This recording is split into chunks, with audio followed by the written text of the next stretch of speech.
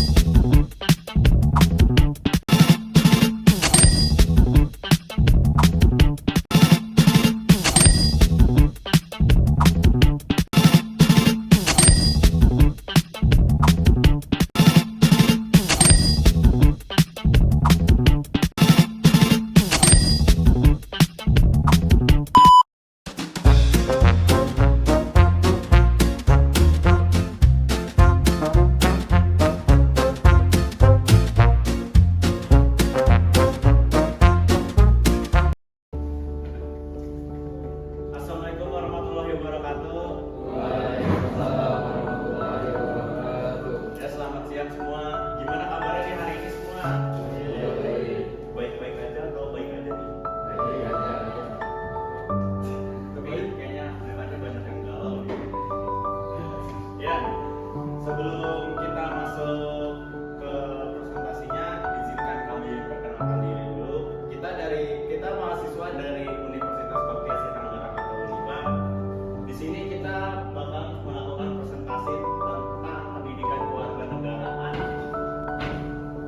Di sini adalah beberapa aktivitas dan integritas moral merupakan karakter penting bagi generasi Z agar dapat mengambil keputusan secara objektif, mempertimbangkan pengaruh jangka panjang, dan memperjuangkan nilai-nilai demokrasi seperti keadilan, transparansi dalam pemilihan pemimpin pemilu sebagai proses politik yang diselenggarakan setiap 5 tahun sekali. Sangat penting bagi negara demokrasi, di mana masyarakat merupakan pemeran utama yang perannya meliputi partisipasi dalam pemilu untuk menentukan wakil rakyat. Oleh karena itu, pendidikan politik yang baik diperlukan untuk menciptakan masyarakat yang cerdas, terutama pemilih pemula. Didefinisikan sebagai warga negara Indonesia berusia 17 tahun atau lebih, sudah kawin atau sudah pernah kawin, agar tidak asal pilih dan dapat mewujudkan harapan melalui pemerintah yang terpilih. Peran generasi muda dan potensi pemilih pemula yang besar sangat menentukan arah demokrasi dan kemajuan bangsa. Jadi saya akan menjelaskan mengenai rumus keputusan bersama dengan cara membangun pemahaman prinsip dasar demokrasi, yaitu edukasi pemilu yang efektif, menekankan pada prinsip inti demokrasi secara langsung, mendukung toleransi, kedaulatan rakyat, hak dan kewajiban politik, kemudian ada pluralisme dan keberagaman. Nah, ada juga rumusan masalah kedua. Apa peran edukasi dalam mendorong pemilih untuk memilih berdasarkan program kerja dan kompetensi? Jadi ada edukasi bekerja dengan cara meningkatkan kualitas partisipasi pemilu, bukan hanya kuantitasnya, tetapi dengan cara meningkatkan literasi dan pengetahuan politik, dan mengembangkan kemampuan mendorong transisi menjadi pemilih rasional. Dalam Undang-Undang Nomor 7 Tahun 2017 tentang Pemilihan Umum, Pasal 1 Ayat 1, pemilihan umum yang selanjutnya disebut pemilu adalah sarana pelaksanaan kedaulatan rakyat yang diselenggarakan secara langsung, umum, bebas, transparan, jujur, dan adil. Dalam negara Kesatuan Republik Indonesia berdasarkan Pancasila dan Undang-Undang Dasar Negara Republik Indonesia tahun 1945. Pasal 3, pemilu bertujuan untuk a. memilih anggota DPR, DPRD, DPD, presiden dan wakil, serta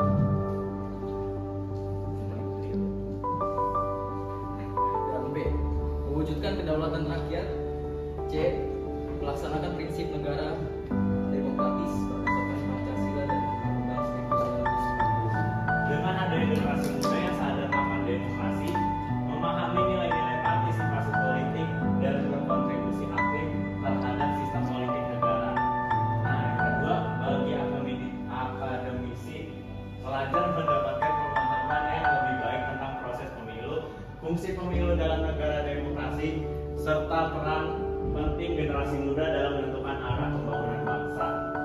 Nah, dari dua manfaat ini, untuk masyarakat dan bagi akademisi ini, nah kalian kan sebagai pelajar nih, nah kalian tuh ikut pemilu di usia kalian yang dibilang udah memasuki remaja, pengen dewasa ya. Jadi itu bukan seakan-akan pemilu itu nggak ada manfaatnya, tapi pemilu itu banyak sebenarnya manfaatnya. Sebenarnya nggak cuma dua aja sih, itu banyak. Jadi kalian tuh kalau misalnya pemahaman tentang pemilunya masih kurang, bisa kalian cari-cari aja di Google kan. Di era yang modern ini, buat apa sih ngelatih kalian kalau misalnya nggak buat belajar tuh, apa buat yang aneh-aneh tanpa tahu kayak saya gitu aja. Ya mungkin main game, terus ulangannya UTK pasti sih. Kecuali yang jujur. Kemarin baru buat pemilu ya. Iya. 2024. Kira-kira ada yang udah ikut pemilu belum nih? Nah, tadi kan ada yang bilang umurnya ada yang udah 17, ada yang 18. Udah dapat hak suara belum? Ya udah.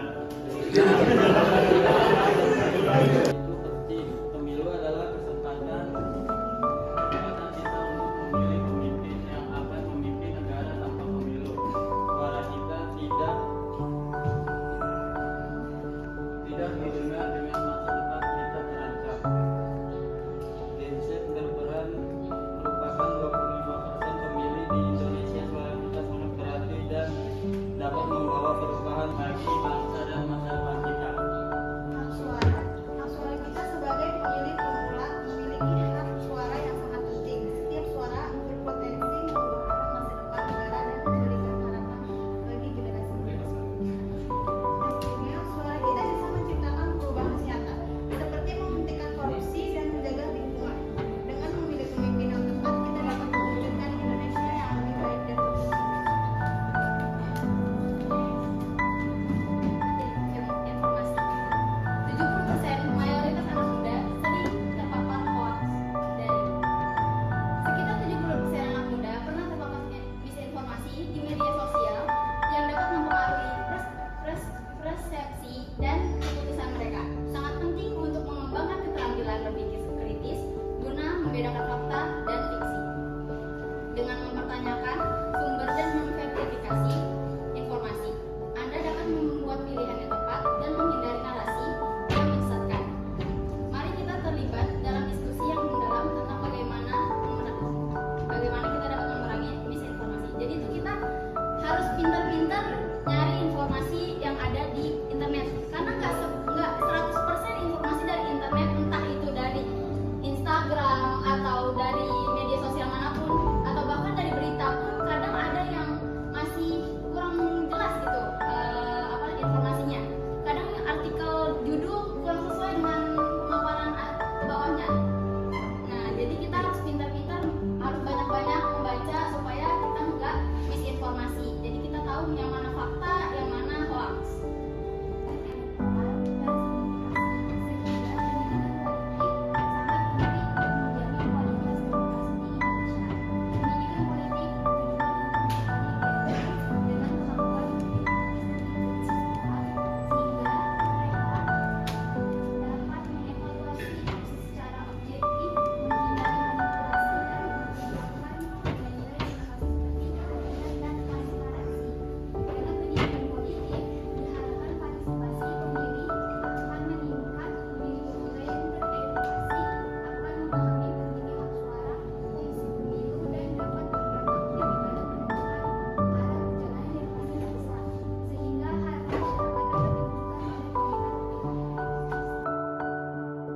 Penyelenggaraan pemilu itu apa aja? Anggaran pemilu menurut catatan saya itu ada perencanaan program dan anggaran. Jadi awalnya itu pemerintah KPU nyiapin dulu nih programnya, baru anggarannya gitu kan, nyusun jadwal, kebutuhan logistik dan biaya untuk seluruh kegiatan pemilu, menentukan peraturan teknis dan pedoman pelaksanaan. Jadi kayak teknisnya kayak gimana nih, ini gimana cara biar berjalan dengan sesuai ketentuan yang ada gitu. Terus yang kedua selanjutnya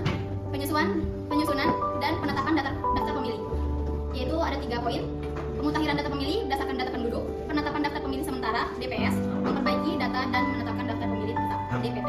Yang ketiga, pendaftaran dan verifikasi peserta pemilu, pendaftaran partai politik peserta pemilu, verifikasi administrasi dan faktual terhadap partai politik, dan penetapan partai politik yang memenuhi syarat sebagai peserta pemilu. Yang keempat, penetapan daerah pemilihan (dapil) dan alokasi kursi, yaitu menentukan wilayah pemilihan dan jumlah kursi setiap daerah. Yang kelima, pencalonan, pendaftaran calon anggota DPR, DPD, DPRD, dan calon wakil presiden atau wakil presiden, verifikasi kelengkapan dan persyaratan calon, serta penetapan daftar calon tetap (DCT). Yang keenam, masa kampanye, peserta pemilu menyampaikan visi, misi, dan program kepada masyarakat, dan dilakukan melalui debat, iklan, media sosial, dan kegiatan tatap muka. Ya, jadi kayak yang kalian tadi mungkin ada yang dapat uang. Nah itu, lewat itu ya. Yang ketujuh, masa tenang, tidak diperbolehkan ada kegiatan kampanye, digunakan untuk menyiapkan logistik dan distribusi surat suara. Yang kedelapan, pemungutan dan penghitungan suara, yaitu pemungutan suara di TPS, tempat pemungutan suara, dan penghitungan suara secara terbuka di TPS setelah pemungutan selesai. Yang kesembilan, atau kota, kemudian ke provinsi, baru ke nasional. Terus KPU menetapkan hasil akhir pemilu secara nasional. Penyelesaian sengketa hasil pemilu, jika ada pihak keberatan dapat mengajukan sengketa ke Mahkamah Konstitusi. Jadi dia bisa ngajuin kalau misalnya ada yang keberatan gitu. Yang 11 yang terakhir nih, penetapan dan pelantikan. Jadi setelah tahapan-tahapan yang sebelumnya saya sebutkan, itu baru penetapan dan pelantikan. Setelah sengketa selesai, KPU menetapkan calon terpilih, pelantikan dilakukan sesuai jadwal oleh lembaga terkait presiden, DPR, DPD, dan DPRD. Ayo.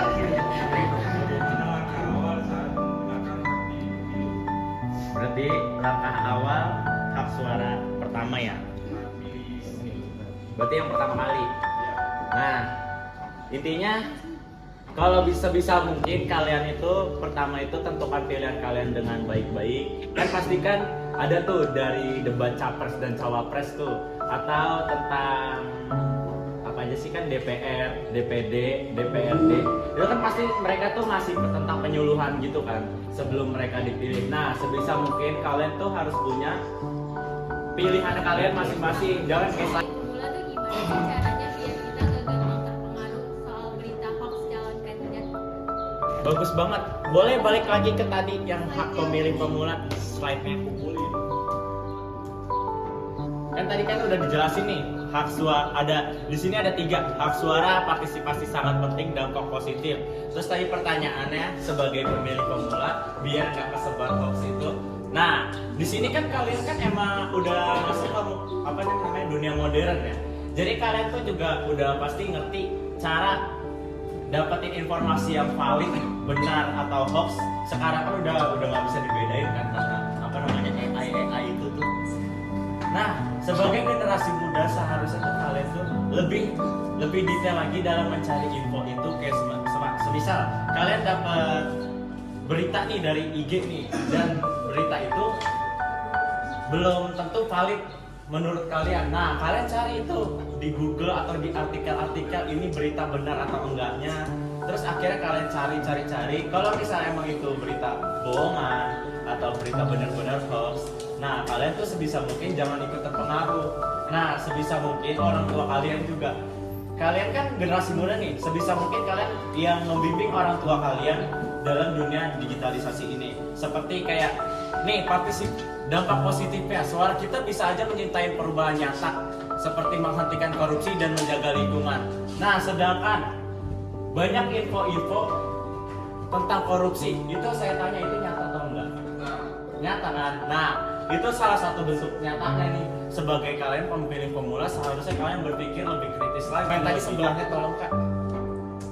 Nah, sama yang tadi dampak misinformasi ini sebisa mungkin jangan sampai blunder atau jadi bahan-bahan omongan yang lain. Jadi pada intinya kalian itu harus memperbanyak literasi di sosial media. Betul Kak, setuju saya. Ikutan senam karena nggak cuma baca satu artikel dua artikel itu belum cukup. Jadi memperbanyak literasi di media sosial karena kalian tuh ya pastilah main IG atau ya pasti IG pasti ya IG, TikTok, digunain sebaik mungkin.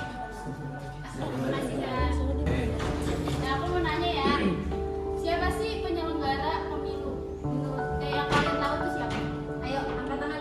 Yuk. Komisi 9. Ya, terus ada lagi. Ini kan satu, terus siapa lagi? Itu apa apanya? Iya. Satu lagi, ada lagi loh, satu lagi apa? DKP.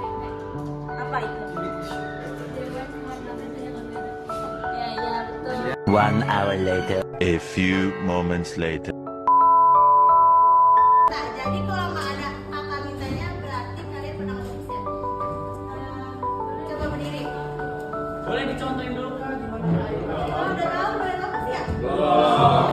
Nah, tadi kan udah bilang kan kata kunci itu kakak minta duduk. Kan nggak minta kan nggak ada. Oh iya. Kakak minta angkat tangan kanan, tangan kiri.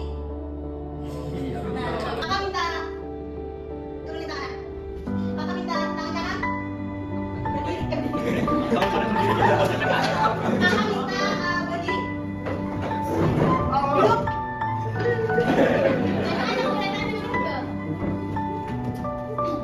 Duduk. Kakak minta duduk. Kakak minta pegang. Kakak minta pegang belakangnya. Lepas.